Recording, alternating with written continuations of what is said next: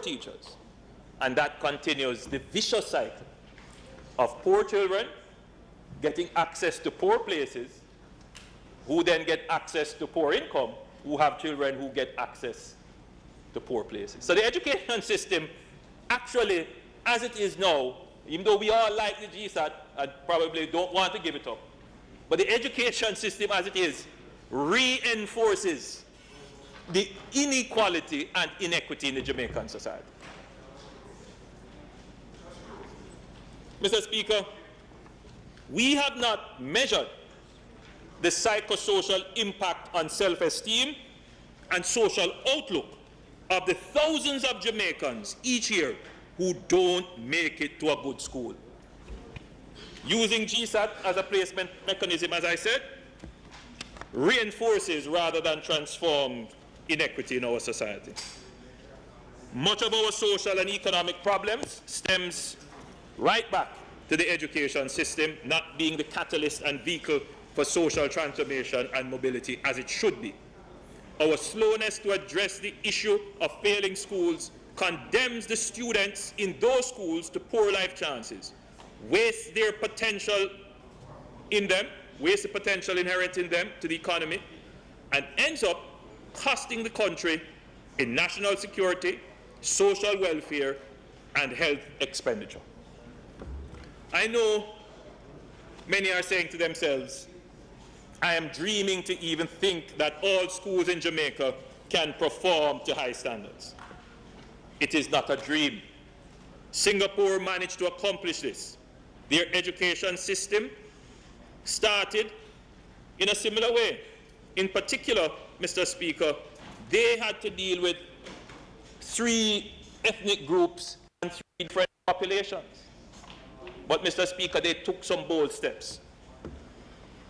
Mr. Speaker, Singapore is now ranked as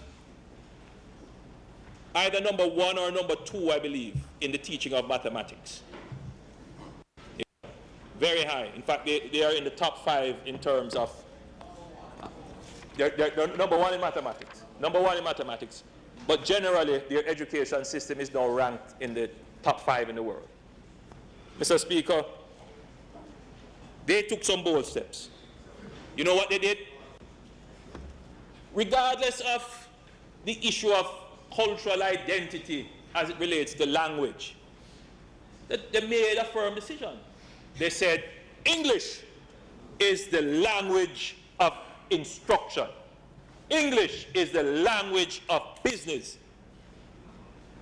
They took a decision. We are still tiptoeing around the issue because of whatever cultural issues.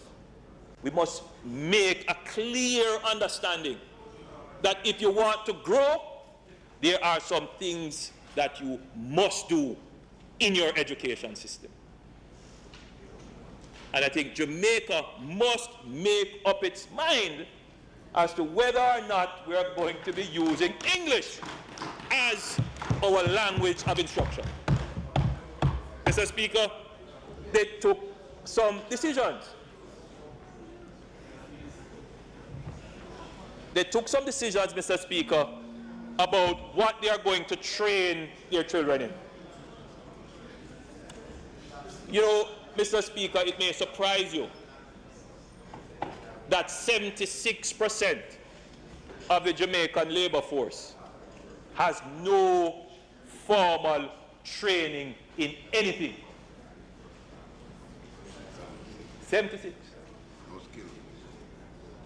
Singapore took a decision that education is going to be compulsory and that every child must have a skill. And when they saw that their economy was transitioning, then they decided, Mr. Speaker, that every child should be functional in the knowledge economy. They took some decisions. We have to take these decisions, regardless of the cultural idiosyncrasies that we have and the political loss that we're going to face. As politicians, we must stand up and call a spade a spade. Some of our cultural practices, some of the things that we hold on to, are holding us back. Mr. Speaker,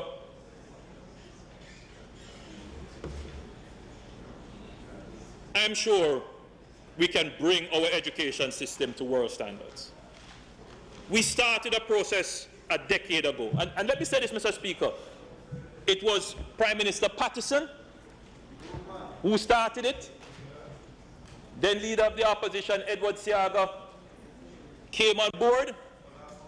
This Parliament made a joint resolution to transform education.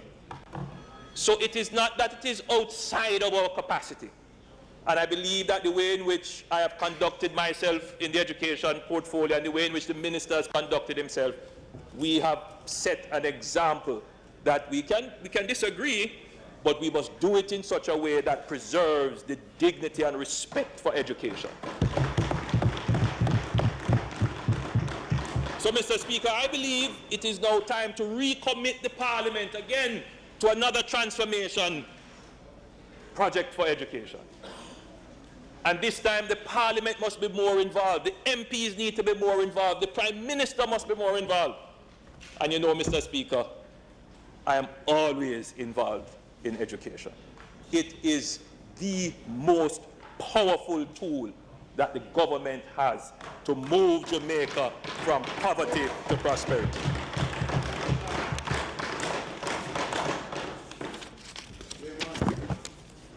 Mr. Speaker, I now turn to an issue that I don't normally speak on, but within the framework of the presentation that I'm making, it is important that I address the subject. So, Mr. Speaker, when we talk about growth, we usually just want to focus on the economics of growth. But there are some macro and micro-social variables that are probably more impactful on growth than the economic variables themselves. And therefore, Mr. Speaker, we have to pay attention to that. And I'm talking now, Mr. Speaker, about the subject national security.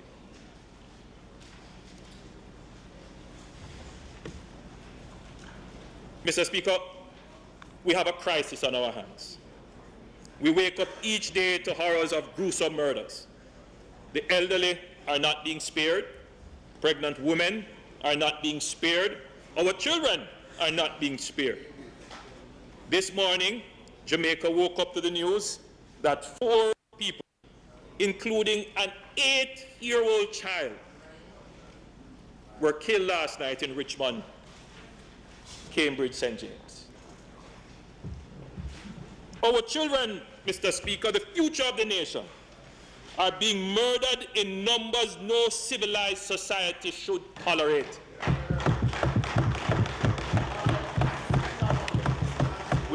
We have a crisis on our hands.